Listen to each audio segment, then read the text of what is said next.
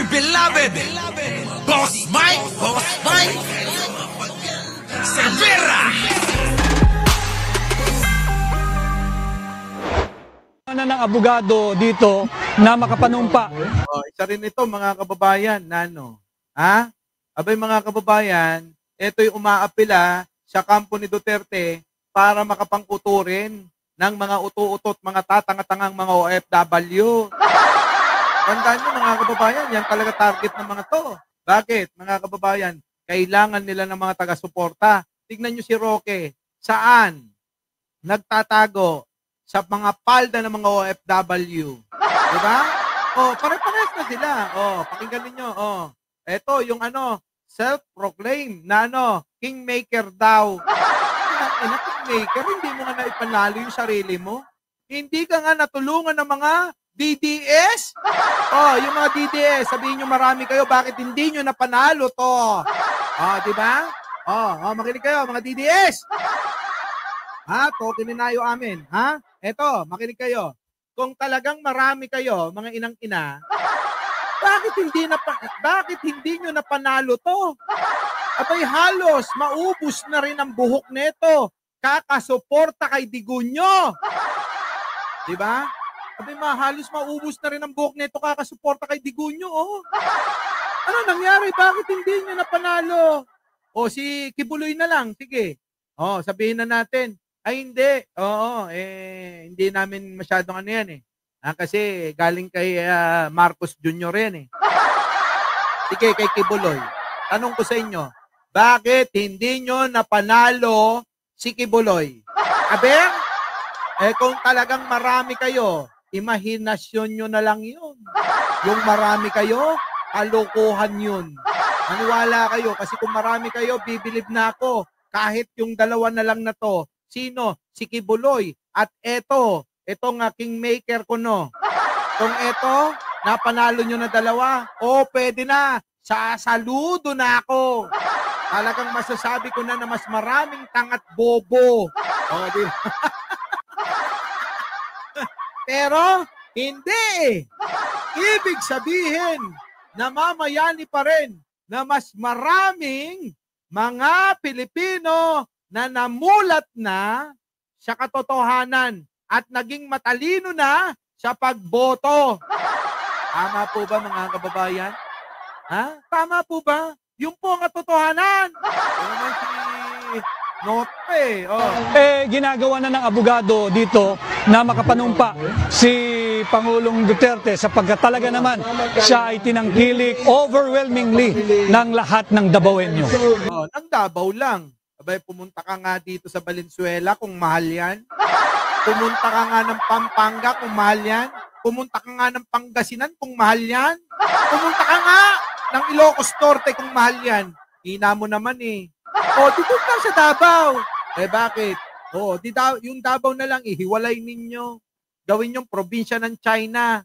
Mas maigi pa, di ba mga kababayan? Huwag mong isama yung buong Mindanao. Kasi hindi naman sang-ayon yung lahat ng taga Mindanao, di ba? Yan. Sa mga taga Davao, payag ba kayo? Pag pumunta kayo ng Pilipinas, kailangan meron na kayo sariling airport at may visa. Kasi sigurado sasabihin ni Pangulong Bongbong Marcos, kailangan may visa kayo. Dahil di naman kami pupunta sa inyo. Bakit kami pupunta dyan? Kung malunod kami ng baha dyan. Bakit natin pupuntahan ng isang lugar na panay-panay ang baha? Hindi na pwede naman kaming pumunta ng Boracay, Palawan, pumunta ng Subic. Kita nyo, masarap pa pagkain dyan. Kung pupunta kami dyan sa Davao, binabaha naman, wag na lang. Hindi kami mamamasyal dyan. Di ba? Sige, tuloy. Lalo-lalo na Kaya na lang po sa kampanya ng attorney na patuloy na sumusuporta sa inyo. Tumasa na kayo may tatak. Ilan na lang ba tao dyan? Event nyo yan, Abay, kakapraso na lang. Yan ba yung sinasabi niyong marami pa? Diyos ko naman. mabuhay kayong lahat. Sa mamamayang Pilipino, maraming salamat. Magkita-kita tayo. Wag nyo kaming idadamay. Inang-ina nyong lahat. Hindi kami kasama dyan. Tama, Boss Mike, gawin nilang province of China ang Davao. Oo! Bakit hindi naman? Diba? Itihiwalay natin yan. Tanong, baka mamaya. O yung mga taga Davao, tanong ko lang, payag ba kayo?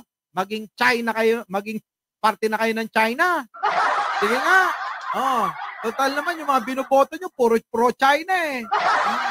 Patuloy ako magsasalita, magiging boses, tinig, mata, tenga ninyo kahit Napahiya ka na nga, makapal lang talagang yung bumbunan. Ano naman si Pete Rodriguez? Oy, attorney, makapal lang talaga yung bumbunan mo. Nakakahiya ka. Self-proclaim na siya daw ang kingmaker. Pero yung sarili niya, hindi niya naipanalo. Hindi ba nakakahiya yun? Nakakahiya yun. Kung ako, ganyan, abay baka lumubog na ako sa kinauupuan ko. Oo, ganyan nung nagpapakita ka pa, hindi ka na nakahiya. Ang kapal ng muka, hindi na nahiya. Diba? sa labas sa Senado. Muli, Attorney Vic Rodriguez, Pilipino, abogado, may isog. Pag may isog. Isog mo mukha mo. Ha? Mga kababayan? Dapat yung note pa mo, yung pinakikita mo, hindi yung kamao mo. Kasi wala na yan. Wala na silbi. Mula nang tinawag mo yung iyong sarili. Kingmaker, pero yung sarili, hindi na ipanalo bagkos. Nasa dulo ang numero. Gusto ko, nasa ka pa na maging senador, no? Hindi ka naman nanalo kahit kailan. Maniwala ka, hanggang appoint ka na lang. Swerte mo na lang kapag ka, yung grupo nyo nanalo na sa pagkapangulo pero wag na kayong umasa. Kung ang inaasahan nyo, si Sarang luka-luka, malabo na. Kahit sa panaginip, hindi naman nanalo siya. Ito mga kababayan, aywan ko ba? Our beloved Boss Mike.